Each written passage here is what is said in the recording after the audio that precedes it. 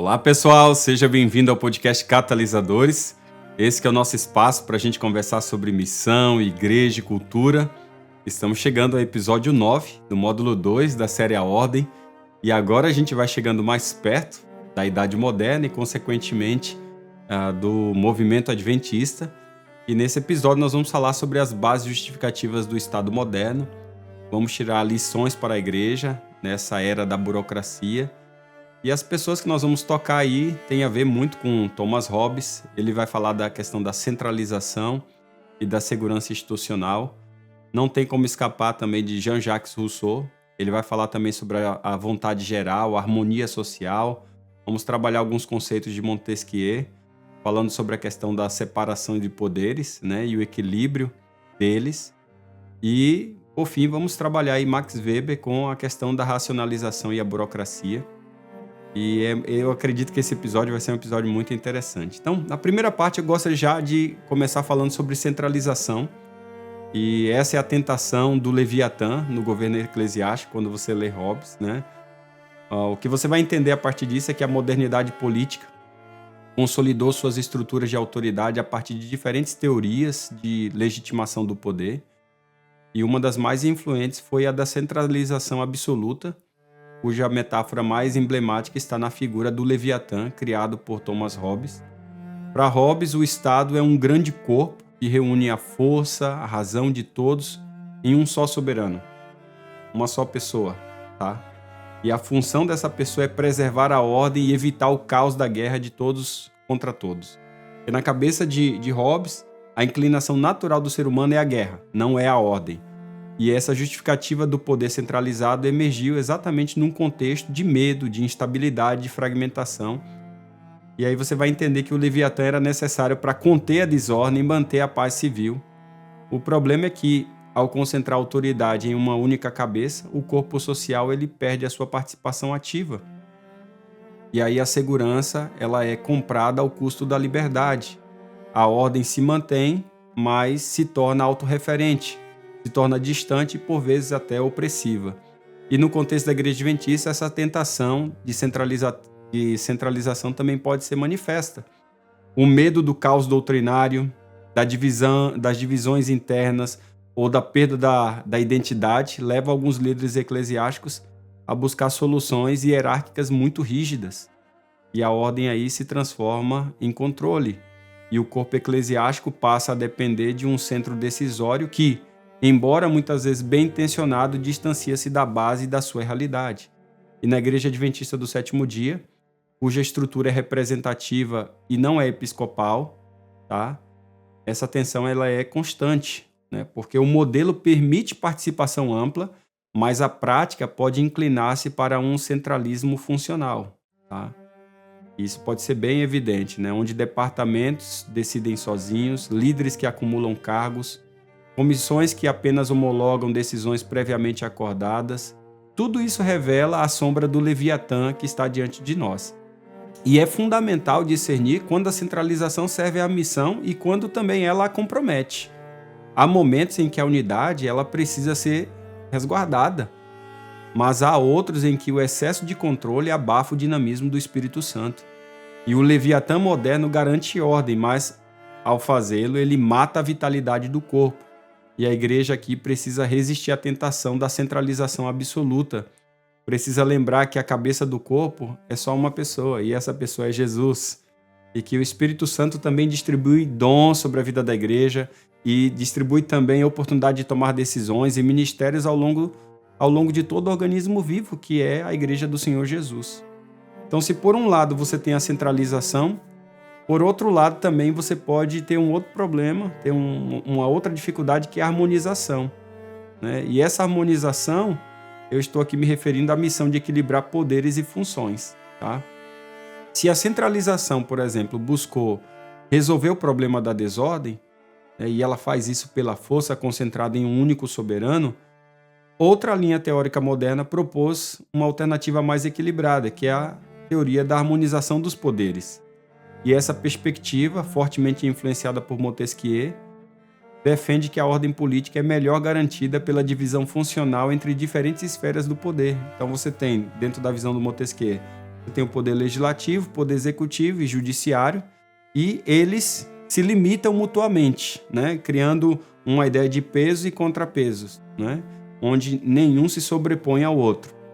A lógica da harmonização, ela parte da convicção de que nenhum poder humano é absoluto e que os mecanismos institucionais devem proteger o corpo social contra abusos.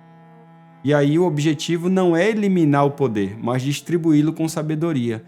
E essa visão pressupõe maturidade organizacional, cultura de escuta, transparência e processo de diálogo permanente. Quando você aplica a realidade eclesiástica, essa concepção aponta para um modelo de governança em que as funções são claramente definidas e respeitadas. E aí você tem pastores e anciãos cuidando do rebanho, né? Administradores zelam pela estrutura, departamentos conduzem suas missões específicas e as assembleias deliberam com consciência representativa. E aí você tem as comissões exercendo o seu papel com equilíbrio e com temor. Aí você vai ver que a igreja funciona como um corpo harmônico, onde cada parte contribui para o bem do todo. E na igreja adventista esse princípio está presente no ideal representativo, mas a sua prática vai depender da saúde espiritual e relacional da comunidade. Quando um setor tenta assumir funções, e esse é o ponto aqui do problema, né? Quando o setor da igreja tenta assumir funções que não lhe competem, né? Quando há sobreposição de papéis e quando a escuta é substituída pela imposição, aí você vai ver que o corpo adoece. A harmonização sempre vai requerer dos líderes muita humildade, muita confiança mútua e comprometimento com a missão. Então, um líder que não confia em ninguém, né, a tendência dele naturalmente é controlar demais, né, centralizar nele as coisas e controlar demais. E aí você tem sobreposição de funções. Liderar a partir da harmonização é um desafio muito grande, porque exige espírito de cooperação, de clareza doutrinária, de abertura ao Espírito Santo. E os líderes devem resistir tanto ao impulso autoritário quanto à fragmentação desorganizada. Eles devem cultivar uma cultura de diálogo, estabelecer mecanismos de prestação de contas, respeitar a representatividade da igreja local e garantir que nenhuma parte do corpo seja desprezada. Mas quando a harmonização ela se realiza, de fato, a igreja se torna leve, a igreja se torna eficaz, a igreja se torna profética, a ordem deixa de ser uma engrenagem pesada e passa a ser uma sinfonia viva, né? Sobretudo, ela revela ao mundo que é possível organizar a missão sem sufocar a liberdade. Aí eu estou falando de um testemunho poderoso num tempo que é praticamente muito marcado pela polarização e pelo autoritarismo. A terceira ideia é a ideia de cumulação. Veja, eu estou falando da ideia de centralização, de harmonização e agora a ideia de cumulação. E essa ideia de cumulação tem muito a ver com essa ideia de sabedoria histórica e processual. Isso chega na tradição adventista. Essa terceira base de justificação do poder, menos conhecida até e menos debatida, mas não menos relevante, dá-se o nome de cumulação, porque é uma teoria que reconhece que o poder institucional se constrói historicamente, acumulando sabedoria, práticas, consensos e estruturas ao longo do tempo, em vez de depender exclusivamente da força, como na centralização, ou da separação de funções, como na harmonização. A acumulação valoriza o aprendizado coletivo e essa sedimentação de processos que gera estabilidade e legitimidade. E no contexto do Estado moderno, não da igreja, mas do Estado moderno, a acumulação explica por que certas instituições elas perduram. Então elas perduram porque suas práticas elas foram testadas ao longo do tempo, né? Seus procedimentos foram ajustados com o tempo e a sua legitimidade foi reforçada pela memória coletiva. Então trata-se de um modelo que confia na tradição, não como imobilismo, mas como uma herança crítica. Eles olham para trás, vê o que deu certo para não repetir erros do passado. Então, a autoridade ela é fruto da história vivida em comum. E na Igreja Adventista do Sétimo Dia, a acumulação ela é visível em várias dimensões. A própria estrutura representativa é resultado de debates e crises, né? Reformas que nós tivemos e acúmulo de experiência desde 1863. Então, tudo que você vê dos documentos, tudo que você tem dos documentos fundamentais da igreja, como o Manual da Igreja, o Work Policy, regulamentos da Associação Geral, são expressões dessa memória institucional. Eles não surgiram de um único ato de poder, né, de uma única gestão, não, mas é da convergência de vozes, de contextos e necessidades ao longo da história da igreja. E esse acúmulo de sabedoria não deve ser descartado com leviandade. né? Chega aí uma nova geração, né?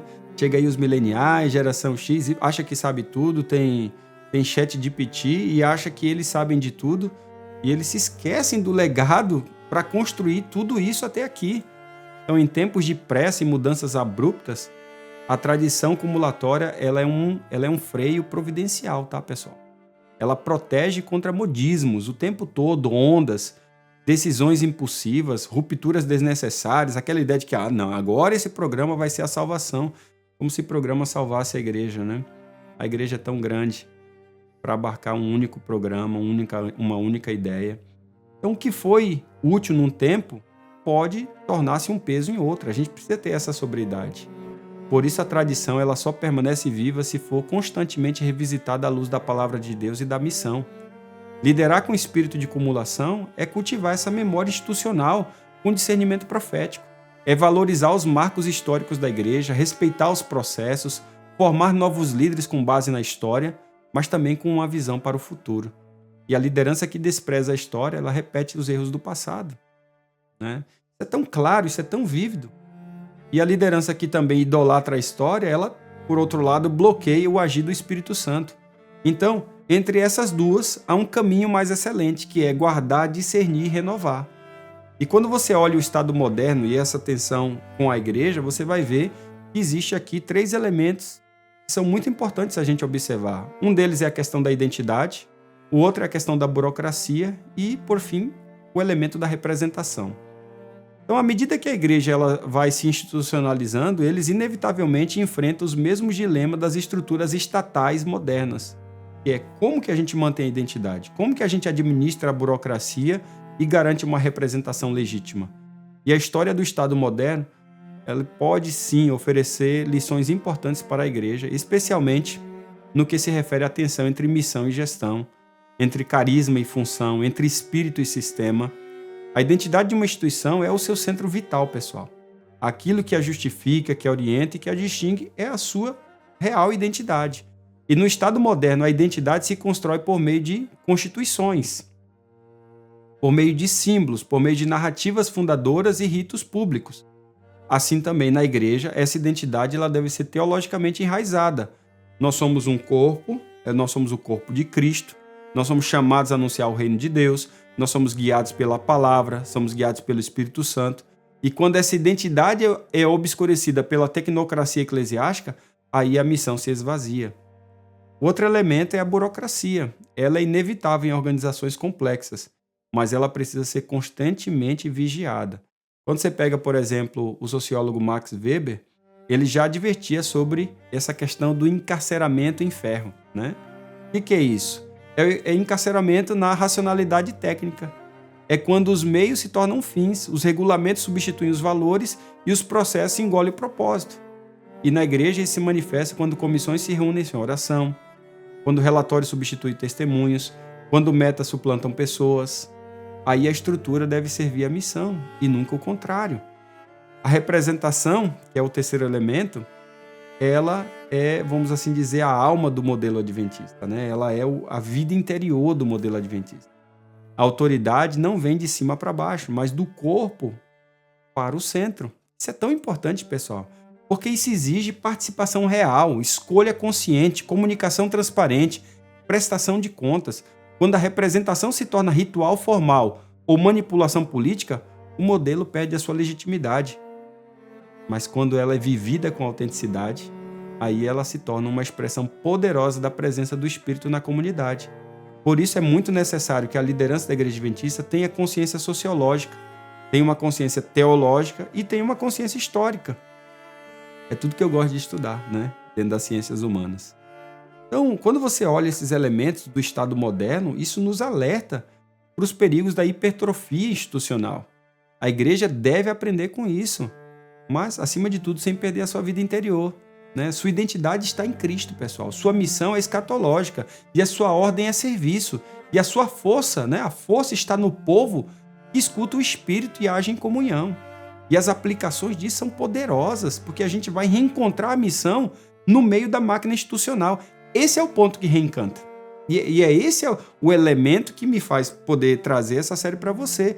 É a gente reencantar as pessoas vendo o elemento missão, escatologia, no meio da máquina institucional que age como elemento de ordem para fazer isso acontecer. E aí, ao meu ver, nós chegamos ao ponto decisivo. Como que a igreja, ela, de certa forma, pode reencontrar sua missão no meio dessas engrenagens da máquina institucional que, embora necessárias, podem também se tornar obstáculos espirituais? E essa pergunta ela precisa ser respondida com coragem, com humildade, com clareza bíblica. Quando você olha o modelo de Jesus, os alertas proféticos, as lições da história, elas precisam guiar a liderança adventista em tempos de pressão organizacional, em tempos de risco de autossuficiência administrativa. Reencontrar a missão, gente, exige, antes de tudo, uma reorientação teológica. A estrutura deve nascer da escatologia, não da ansiedade institucional. Cada plano, cada voto, cada comissão precisa perguntar: isso nos aproxima da volta de Cristo? Isso facilita o discipulado? Isso serve à comunidade ou apenas à máquina? A missão não pode ser uma seção do relatório. Ela deve ser o filtro de cada decisão. É muito importante a gente entender que é necessário revalorizar a espiritualidade nos processos administrativos. Não há verdadeira reforma institucional sem avivamento, pessoal. O Espírito Santo deve ser bem-vindo nas reuniões de planejamento, nos encontros de comissões, nas assembleias e nas nomeações. Onde há oração, jejum, escuta e arrependimento, ali há reforma autêntica. Onde há apenas planejamento técnico, ali tem eficiência, mas eficiência sem unção. E, em terceiro lugar, é muito importante salientar que é muito urgente promover uma cultura de confiança e simplicidade. A burocracia precisa ser leve, acessível, transparente. Isso significa, pessoal, revisar procedimentos, eliminar redundâncias o tempo inteiro, simplificar formulários, descentralizar decisões, capacitar líderes locais. Às vezes vejo sistemas de avaliações que tomam mais tempo do que o engajamento na vida local, na rua, E aí você vai tornando a igreja cada vez mais enclausurada em seus próprios relatórios e menos engajada na vida da rua, das pessoas, da vida do cotidiano. Quanto mais complexa a estrutura, maior o risco de alienação e apatia. Uma igreja leve é uma igreja viva, pessoal. Em quarto lugar, a liderança precisa ser formada com consciência missionária e escatológica. Presidentes, pastores, gestores, departamentais, coordenadores não podem ser apenas bons gestores, devem ser guardiões do movimento. Sua função não é apenas manter o que existe, mas é ativar o que foi perdido. A paixão pela missão, o senso de urgência, o foco na salvação das pessoas, isso é importante.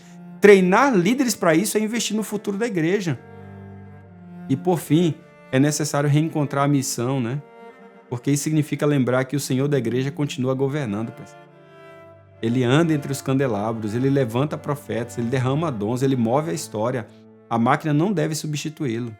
A estrutura não deve apenas servi-lo. E quando isso acontece, a burocracia se transforma em testemunho, a ordem se torna em movimento e aí a liderança em adoração. Nosso desejo é que a Igreja Adventista do Sétimo Dia continue crescendo, mas sem perder a sua vida interior. Que ela se organize, mas sem esquecer o porquê ela existe. E que cada líder, em cada nível, ouça novamente o chamado do Mestre: ide, fazer discípulos de todas as nações. Isso nos chama a um entendimento muito claro do modelo de governo da Igreja Adventista, principalmente à luz dos desafios da modernidade.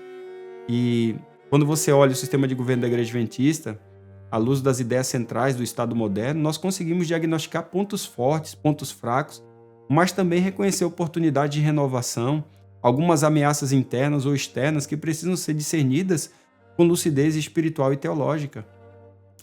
Nós temos muitas forças pelo nosso sistema representativo, E uma delas, eu diria, é uma representatividade multinível.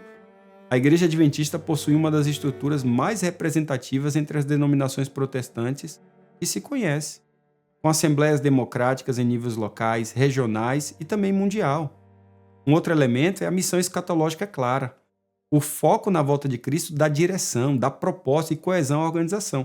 Esquecer desse tema é esquecer da identidade dela. O outro elemento muito importante é a unidade doutrinária global. Nós somos um corpo que tem crenças bem definidas e que favorece a coesão teológica e protege contra relativismos pós-modernos. Isso é muito importante. Uma outra coisa muito legal que a gente tem, que é muito forte, é um sistema de prestação de contas. A rotatividade, os votos, as auditorias fornecem meios de controle e transparência administrativa. E isso é muito bom. Um outro elemento muito forte na nossa igreja é a forte herança profética. A origem do movimento adventista está ligada ao profetismo bíblico, que é o chamado à reforma contínua. E isso é fantástico. Por outro lado, a gente tem que cuidar que a gente muitas vezes não está capitulando com uma burocratização de processos espirituais. Aí você vai ver a predominância de formulários, de avaliações o tempo inteiro, de regulamentos e procedimentos que podem engessar a missão. Um outro elemento é a centralização funcional nas instâncias superiores. Embora formalmente representativa, a influência prática das sedes superiores pode limitar a autonomia da base. Tá certo? É muito sério. Um outro elemento que a gente tem que cuidar é a desconexão entre espiritualidade e administração. Decisões espirituais muitas vezes são pautadas mais por critérios operacionais do que por jejum, por oração e escuta comunitária. Um outro elemento que a gente tem que cuidar é a sobrecarga técnica dos pastores e administradores. Olha, muitos líderes passam mais tempo em funções administrativas do que em discipulado, pregação e visitação. A gente tem que cuidar disso, né? A gente precisa observar que formação e avaliação dos líderes, quando elas se tornam poucos integradas à escatologia e espiritualidade, é um risco também para nós. Mas, ao mesmo tempo, você pode ver grandes oportunidades. Você pode ver uma redescoberta cada vez melhor da eclesiologia escatológica, né? Retomar a identidade profética e missionária como critério de organização e ação da igreja. Uma outra oportunidade são espaços deliberativos espiritualmente sensíveis, transformar as reuniões administrativas em momento de discernimento coletivo e oração, vendo essa incorporação de modelos de liderança servidora, né? Inspirar-se no ministério de Jesus para a gente formar líderes que sejam humildes, visionários, íntegros, mas líderes capazes. Uma outra oportunidade é a questão da tecnologia a serviço da escuta comunitária. Nós temos aí várias e várias ferramentas digitais para ampliar a participação e a representatividade. A gente vê a oportunidade numa reforma litúrgica organizacional, unir celebração, proclamação e deliberação numa só vivência espiritual, mas isso chama a gente também para atenção às ameaças, certo? Uma das ameaças que a gente tem é a racionalização excessiva da missão, transformar o movimento espiritual em empresa religiosa. A outra coisa é a adoção à crítica de práticas gerenciais seculares. E aí você vê muitas administrações e departamentais tendo mais treinamentos a respeito de igreja SA do que igreja realmente como corpo de Cristo. Aí você vai ver que a eficiência não pode substituir a fidelidade, pessoal. Não pode. Uma outra ameaça é quando a cultura organizacional resiste às reformas. Aí a gente começa a criar um medo excessivo de mudanças, um apego a estruturas ultrapassadas que podem bloquear o fluxo do Espírito Santo. Aí você vai vendo o esfriamento do fervor missionário devido ao excesso de tarefas institucionais. Um outro elemento de ameaça que a gente tem que estar alerta é a perda do senso de urgência escatológica entre as novas gerações. Eles já não sentem falta de nada, né? Se Jesus voltar ou não, para eles isso não muda muito. E isso é tão importante para a igreja adventista, né? Quando a gente analisa esse SWOT, né? Essas forças, fraquezas, oportunidades e ameaças, tudo isso deve ser visto como um convite ao arrependimento institucional, à reforma do coração e à renovação estrutural. A igreja adventista, se quiser permanecer fiel à sua vocação, ela precisa manter-se atenta aos perigos do modelo estatal moderno. Qual é? É a tentação de acumular poder, de controlar pela técnica, né? De institucionalizar demais o carisma. A gente precisa lembrar, pessoal, lembrar sempre que a função não substitui a vocação. Nunca. O procedimento não anula a profecia. A organização ela não pode apagar a presença. Nossa força não está no modelo em si, mas no Deus que nos chamou a ser um povo profético, um povo peregrino, santo e livre. É um povo que administra com sabedoria, mas também que vive da palavra. Governa com oração, com humildade, com esperança.